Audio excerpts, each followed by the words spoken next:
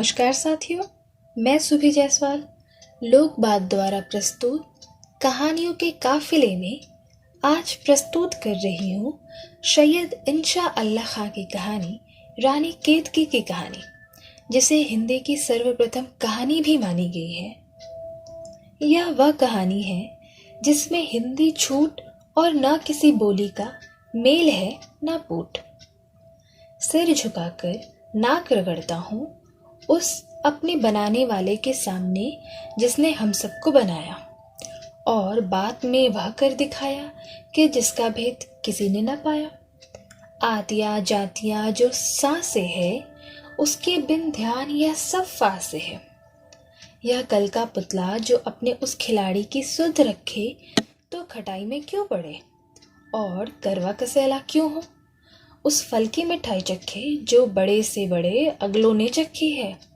देखने को दो आंखें दी और सुनने को दो कान, नाक भी सब में ऊंची कर दी, मर्दों के जीदान। मिट्टी के बासन को इतनी सकत कहाँ जो अपने कुम्हार के करतब कुछ तार सके। सच है जो बनाया हुआ हो सो अपने बनाने वाले को क्या सराहे और क्या कहे। यो जिसका जी चाहे बड़ा बके।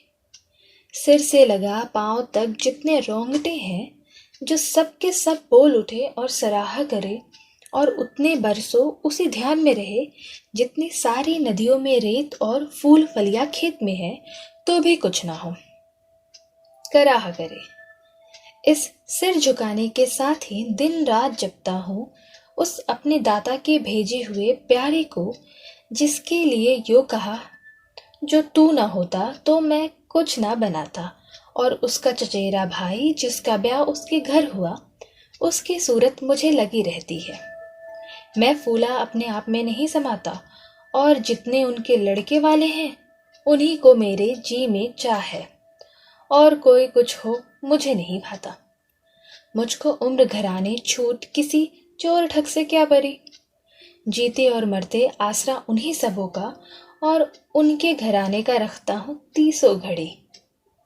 डॉल डाल एक अनोखी बात, एक दिन बैठे बैठे यह बात अपने ध्यान में चढ़ी कि कोई कहानी ऐसी कहिए कि जिसमें हिंदड़ी छूट और किसी बोली का पूट न मिले। तब जाके मेरा जी फूल की कली के रूप में खिले, बाहर की बोली और गंवाड़ी कुछ उसके बीच में ना हो। अपने मिलने वालों में से एक कोई पढ़े लिखे पुराने धुराने डाक बूढ़े धाग या खटराए लाए, सिर हिलाकर मुंह थुथाकर नाक भी चढ़ाकर आंखें फिराकर लगे कहने यह बात होते दिखाई नहीं देती। हिंदनीपन भी निकले और भाखापन भी ना हो, बस जैसे भले लोग अच्छे आपस में बोलते चलते हैं ज्यों का त्यों वही सब डौल रहे और चाह किसी की ना हो, यह नहीं होने का।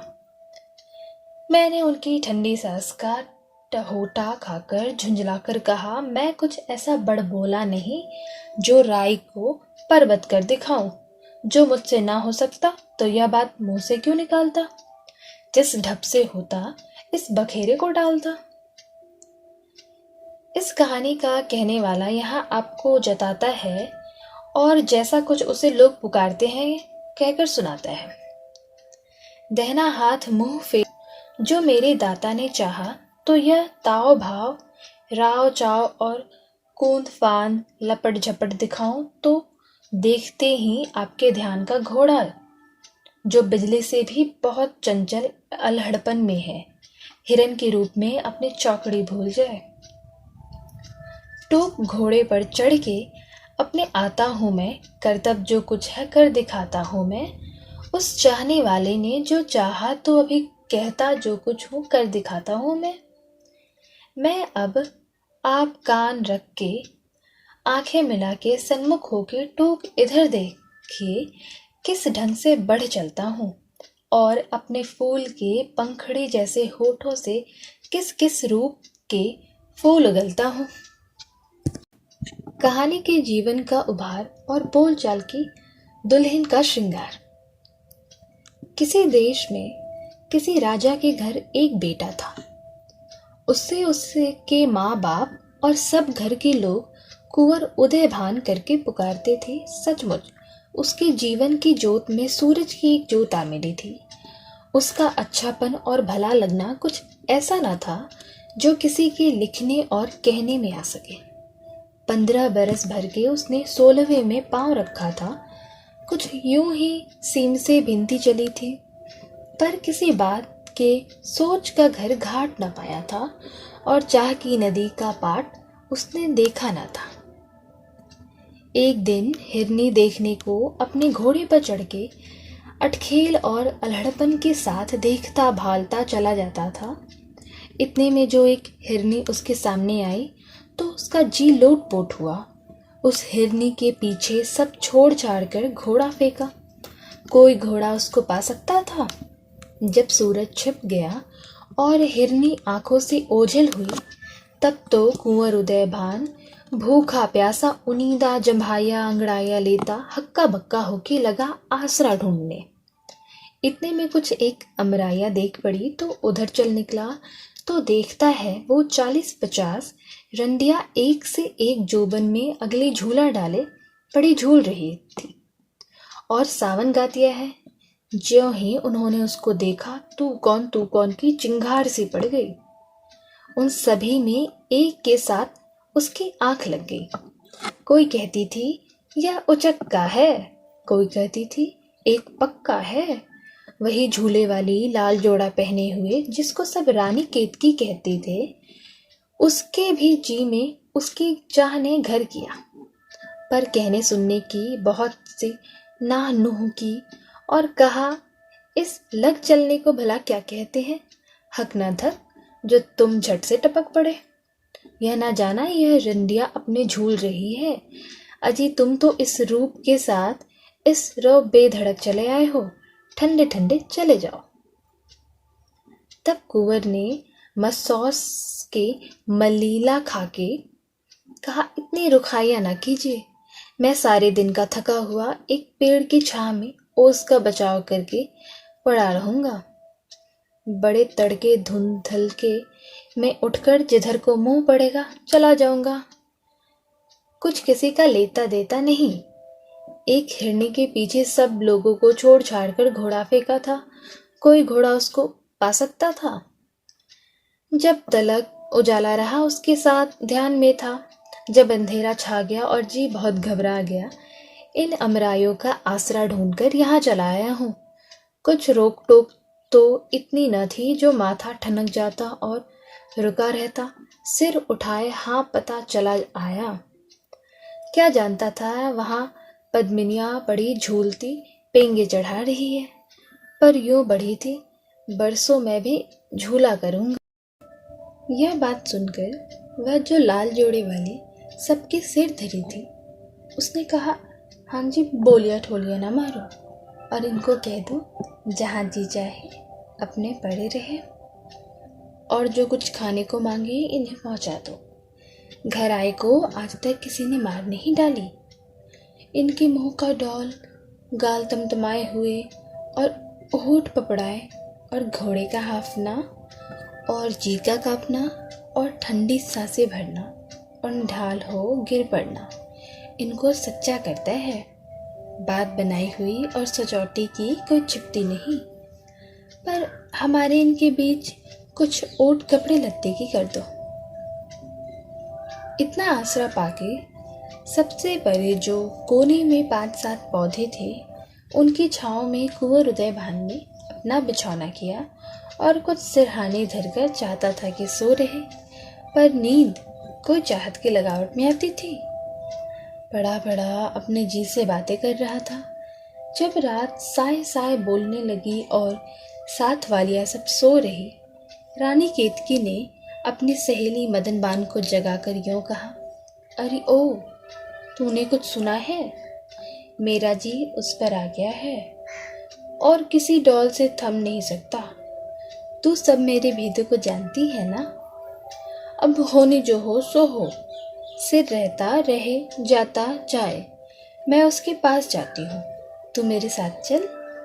पर तेरे पाँव पड़ती हूँ, कोई सुनने ना पाए। अरे यह मेरा जोड़ा मेरे और उसके बनाने वाले ने मिलाया है। मैं इसी जी में इन अमराइयों में आई थी, रानी केतकी मदन बान का हाथ पकड़े हुए वहां आन पहुंची, जहां कुंवर उदय भान लेटे हुए कुछ कुछ सोच में बड़बड़ा रहे थे। मदन बान आगे बढ़ के कहने लगे, तुम्हें अकेला जानकर रानी जी आप आई है। कुंवर उदय भान यह सुनकर उठ बैठे। यह कहा, क्यों ना हो, जी को जी से मिलाप है। कुंवर और रानी दोनों चुपचाप बैठे, पर मदन बान दोनों को गुदगुदा रही थी। होते होते रानी का वह पता खुला कि राजा जगत प्रकाश की बेटी है और उनकी माँ रानी कामलता कहलाती है। उनको उनके माँ बाप ने कह दिया है, 1 महीने अमरायु में जाकर झूलाया करो। आज वही दिन था, सो तुमसे मुठभेड़ हो गई। बहुत महाराजाओं के कुंवरों से बातें आई है, पर किसी पर इनका ध्यान न चढ़ा। तुम्हारे धन भाग जो तुम्हारे पास सबसे छुपके, मैं जो इनके लड़कपन की गोइयाँ हूँ, मुझे अपने साथ लेके आई है। अब तुम अपनी बीती कहानी कहो, तुम किस देश की कौन हो। उन्होंने कहा, मेरा बाप राजा सूरजभान और माँ रानी लक्ष्मी बास है। आपस में जो गठजोड़ हो जाए तो कुछ अनोखी अचरज अचंभे की बात नहीं, यूं ही आगे से होता चला आया है।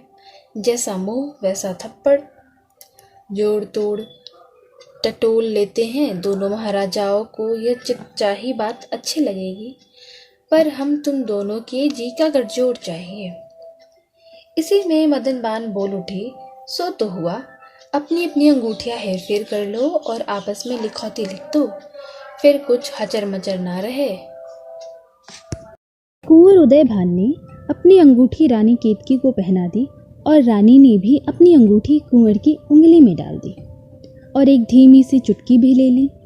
इसमें मदन बान बोली, जो सच पूछा तो इतनी भी बहुत हुई। मेरे सिर चोट है, इतना बढ़ चलना अच्छा नहीं। अब उठ चलो और इनको सोने दो, और रोएं तो रोने दो। बातचीत तो ठीक हो चुकी थी।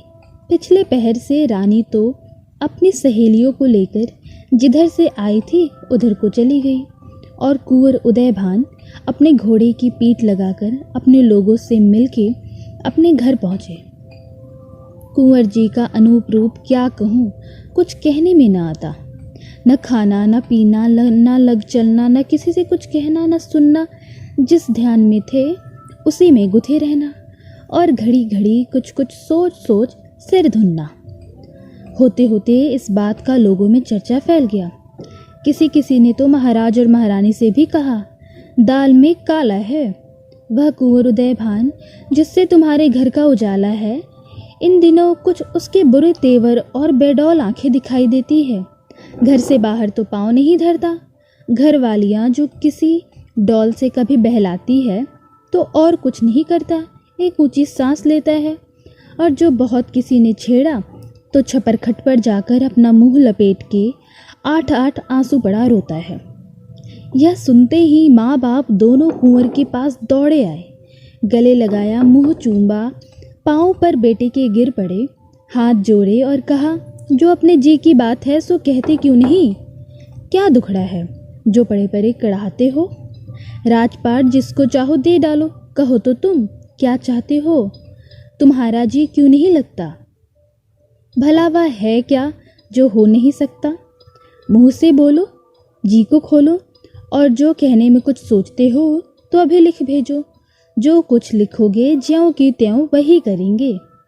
जो तुम कहो कुएं में गिर पड़ो तो हम दोनों अभी कुएं में गिर पड़ते हैं, और जो कहो सिर काट डालो तो सिर अपने अभी काट डालते हैं। कुंवर उदय भान जो बोलते ही न थे, उन्होंने लिख भेजने का आसरा पाके इतना बोला, अच्छा आप सिंघारिए, मैं लिख भेजता हूँ, पर मेरे उस लिखे को मेरे मुंह पर किसी ढप से न लाना, नहीं तो मैं बहुत लज्जाऊंगा। इसीलिए तो मुख बात होके मैंने कुछ ना कहा और यह लिख भेजा। अब जो मेरा जी नथों में आ गया है और किसी ढप से न रहा गया, और आपने मुझे 100 रुपयों में खोला और बहुत सा टटोला, तब तो लाज छोड़ के हाथ जोड़ के मुंह को फोड़ के चिंचिया के यह लिखता हूँ दोहा अपनी बोली का। चाह के हाथों किसी को सुख नहीं है, भला वह कौन जिसको दुख नहीं। या उस दिन जो मैं हरियाली देखने को गया था, वहाँ जो मेरे सामने एक हिरनी कनौतिया उठाए हुए हो गई थी, उसके पीछे मैंने घोड़ा बकपुट फेंका था। जब तक उजियाली रही उसी के धुन में भटकता, जब अंधेरा हो गया और सूरज डूबा, तब जी मेरा बहुत उभा। सुहानी सी अमराइयाँ तक के मैं उनमें गया, तो उन अमराइयों का पत्ता पत्ता मेरे जी का गाहक हुआ। वहाँ का वह सोहला है, कुछ रंडिया झूला डाले झूल रही थी। सिरधरी कोई रानी केतकी महाराज जगत प्रकाश की बेटी है। उन्होंने यह अंगूठी अपनी मुझे दी और मेरी अंगूठी उन्होंने ले ली और लिखावट भी लिख दी। यह अंगूठी उनकी लिखावट समेत मेरे लिखे हुए के साथ पहुंचती है। आप देख लीजिए और जिसमें बेटे का जी रहे वह कीजिए। महाराज और महारानी उस बेटे के लिखे हुए पर सोने के पानी से यूँ लिखते हैं। दोनों ने उस अंगूठी को लिखावट को अपनी आंखों से मला। अब तुम जी में कुछ कुढ़ो बचो मत। जो रानी केतकी के माँ बाप तुम्हारी बात मानते हैं तो हमारे समधी और समधिनी हैं। दोनों राज एक हो जाएंगे और कुछ ना नू की ठहरेगी तो जिस डॉल से बन आवेगा, ढाल तलवार के बल तुम्हारी दुल्हन हम तुमसे मिलवाएंगे। आज से उदास मत रहा करो, खेलो कूदो बोलो चालो आनंद करो। हम अच्छी घड़ी शुभ मुहूर्त सोच के तुम्हारे ससुराल में किसी ब्राह्मण को भेजते हैं, जो बातचीत चाहे ठीक कर लावे। ब्राह्मण जो शुभ घड़ी देख के हड़बड़ी में गया था, उस पर बड़ी कड़ी पड़ी। सुनते ही रानी केतकी के बाप ने कहा, उनके हमारे नाता नहीं होने का।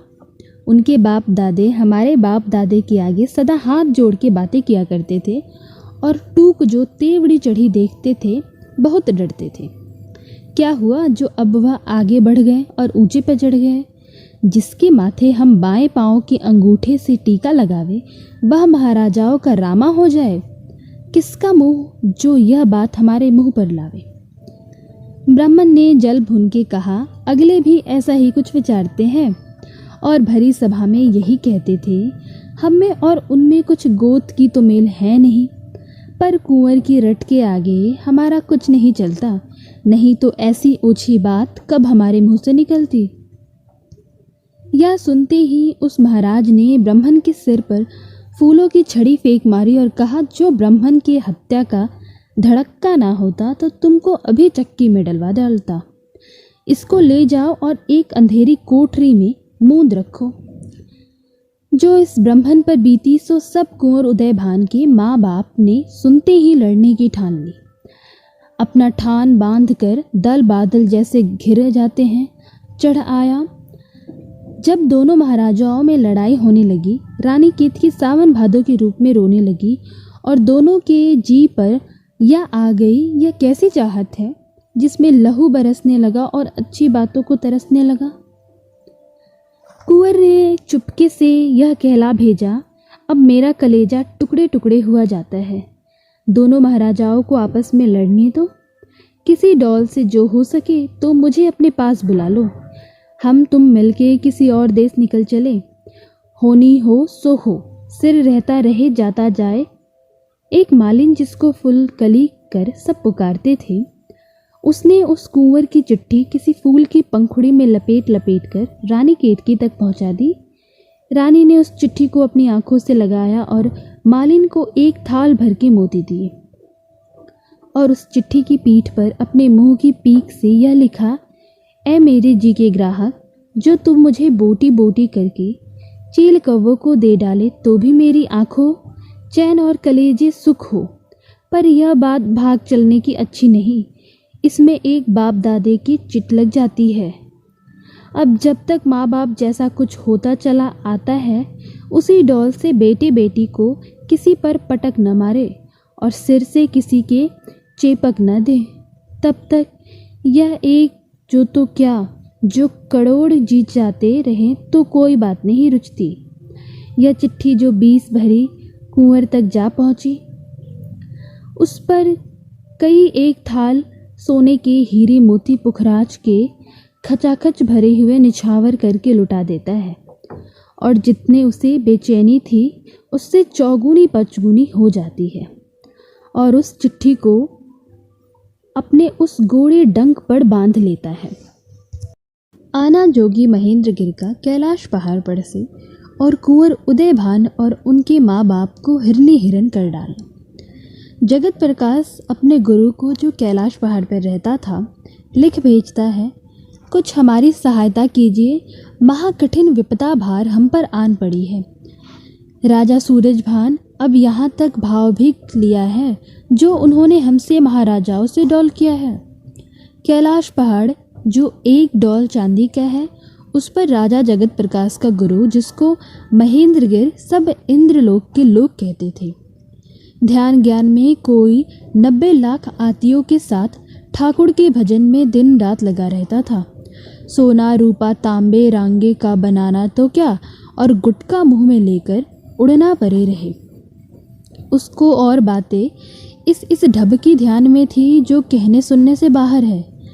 मेघ सोने रूपे का बरसा देना और जिस रूप में चाहना हो जाना, सब कुछ उसके आगे खेल था। गाने बजाने में महादेव जी छूट सब उसके आगे कान पकड़ते थे।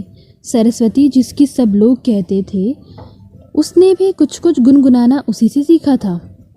उसके सामने 6 राग 36 रागनियाँ 8 पहर रूप बंदियों का सा धरे हुए उसकी सेवा में सदा हाथ जोड़े खड़ी रहती थी। और वहाँ अतीतों को गिर कहकर पुकारते थे, भैरव गिर, विभास गिर, हिंडोल गिर, मेघनाथ, केदारनाथ, दीपक सेन, ज्योति स्वरूप, सारंग रूप। और अतीत ने उस ढब से कहलाती थी गुजरी, टोड़ी, असावरी, गौरी, मालसिरी, बिलावली।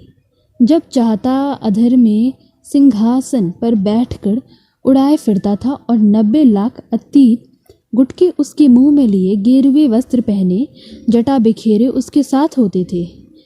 जिस घड़ी रानी केतकी के बाप की चिट्ठी एक बगला उसके घर पहुंचा देता है, गुरु महेंद्रगिर एक चिंगाड़ मारकर दल बादलों की ढलका देता है। बगंबर पर बैठे भभूत अपने मुंह से मल कुछ कुछ पढ़त करता हुआ बाण घोड़े की पीठ लगा और सब अतीत मृग छालों पर बैठे हुए गुटके मुंह में लिए हुए बोल उठे, गोरख जागा और मुछंद जागा और मुछंदर भागा। एक आंख की झपक में वहां आन पहुंचे जहां दोनों महाराजाओं में लड़ाई हो रही थी। पहले तो एक काली आंधी आई, फिर ओले बरसे, फिर किसी को अपनी सुध ना रही। राजा सूरजभान ने जितने हाथी घोड़े और जितने लोग और भीड़ भाड़ थी, कुछ ना समझा कि क्या किधर हो गई और उसे कौन उठा ले गया। राजा जगत प्रकाश के लोगों पर और रानी केतकी के लोगों पर क्योड़े की बूंदों की नन्ही नन्ही फुहार से पड़ने लगी। जब यह सब कुछ हो चुका तो गुरुजी ने अतिथियों से कहा, उदयभान, सूरजभान, लक्ष्मीबास, इन तीनों को हिरन हिरनी बना के किसी वन में छोड़ दो और जो उनके साथी हो उन सभी को तोड़ फोड़ दो। जैसा गुरुजी ने कहा झटपट वही हुआ। विपत्ता का मारा कुंवर उदयभान और उनके बाप वह राजा सूरजभान और उनकी माँ लक्ष्मीबास हिरन हिरनी बन गए। हरी घास कई बरस तक चरते रहे और उस भीड़ भाड़ का तो कुछ थल बेड़ा न मिला। किधर गए और कहाँ थे, बस यहाँ की यही रहने दो, फिर सुनो। अब रानी केतकी के बाप महाराज जगत प्रकाश की सुनिए। उनके घर का घर गुरुजी के पांव पर गिरा और सबने सिर झुकाकर कहा, महाराज यह आपने बड़ा काम किया, हम सबको रख लिया। जो आप ना पहुँचते तो क्या रहा था, सबने मर मिटने की ठान ली थी। हम पापियों से कुछ न चलेगी यह जान ली थी। राजपाट सब हमारा आप निछावर करके जिसको चाहे दे डालिए। हम सबको अतीत बना के अपने साथ रख लीजिए। राज हमसे नहीं थम सकता। सूरजभान के हाथ से आपने बचाया, कोई उनका बचा चंद्रभान चढ़ आवेगा तो क्यों कर बचना होगा। आपने आप में सकत नहीं, फिर ऐसे राज का फटे मुंह कहाँ तक आपको सताया करेंगे। यह सुनकर जोगी महेंद्रगिर ने कहा, तुम सब हमारे बेटा बेटी हो, आनंद करो, दंदनाओ, सुख चैन से रहो। ऐसा वह कौन है जो तुम्हें आंख भरकर और ढब से देख सके। यह बगंबर और भभूत हमने तुम्हें दिया। आगे जो कुछ ऐसी गाढ़ पड़े तो इस बगंबर में से एक रौंगटा तोड़कर आग पर धर के फूंक दीजिएगा। एक रोंगटा फूकने न पावेगा तो हम आन पहुँचेंगे। रहा भभूत तो इसीलिए है जो कोई चाहे जब इसका अंजन करे वह सब कुछ देखे और उसे कोई न देखे, जो चाहे करे। गुरु महेंद्र गिर जिसके पांव पूजिए और धन महाराज कहिए, उनसे तो कुछ छिपाव न था। महाराज जगत प्रकाश उनको मोरछल करते हुए रानियों के पास ले गए। सोने रुपए के फूल, हीरे मोती गोद भर भर सबने निछावर किए और माथे रगड़े। उन्होंने सबकी पीठी ठोकी। रानी केतकी ने भी दंडवत की, पर जी ही जी में बहुत सी गुरुजी को गालियाँ दी। गुरुजी 7 दिन वहाँ रुक के राज जगत प्रकाश को सिंहासन पर बिठाकर अपने उस बगंभर पर बैठ उसी डौल से कैलाश पहाड़ पर जा धमके। राजा जगत प्रकाश अपने अगले से ढबराज करने लगे। रानी केतकी का मदन बान के आगे रोना और पिछली बातों को ध्यान करके जी से हाथ धोना अपनी बोली के दोहे में। रानी की बहुत सी बेकली थी, कब सूझती कुछ बुरी भली थी। चुपके चुपके कराहती थी, जीना अपनाना चाहती थी। कहती थी कभी अरे मदन बान है 8 पहर मुझे यही ध्यान, या प्यास किसे भला किसे भूख, देखूं हूँ वही हरे हरे रूप। टपकेगा डर है अब ये कहिए, चाहत का घर है अब ये कहिए। अमरियों में उनका यह उतरना और रात का साए साए करना और चुपके से उठ के मेरा जाना और तेरी वह चाह का जताना। उनकी वह अतार अंगूठी लेनी और अपनी अंगूठी उनको देनी। आँखों में मेरी वह फिर रही है। जी का जो रूप था वही है, क्यों कर उन्हें भूलूं, क्या करूं मैं। अब मैंने सुना है हे मदनबान, बन बन के हिरन हुए उदय भान। चढ़ते होंगे हरी हरी दूब, कुछ तू भी पसीज सोच में डूब। मैं अपनी गई हूँ चौकड़ी भूल, मत मुझको सुंघा वह डह डहे फूल। फूलों को उठा के यहाँ से ले जा, 100 टुकड़े मेरा हुआ कलेजा।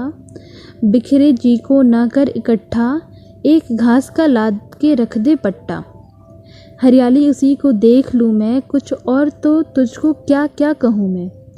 इन आँखों में है भड़क हिरन के, पलकी हुई जैसे घास बन की।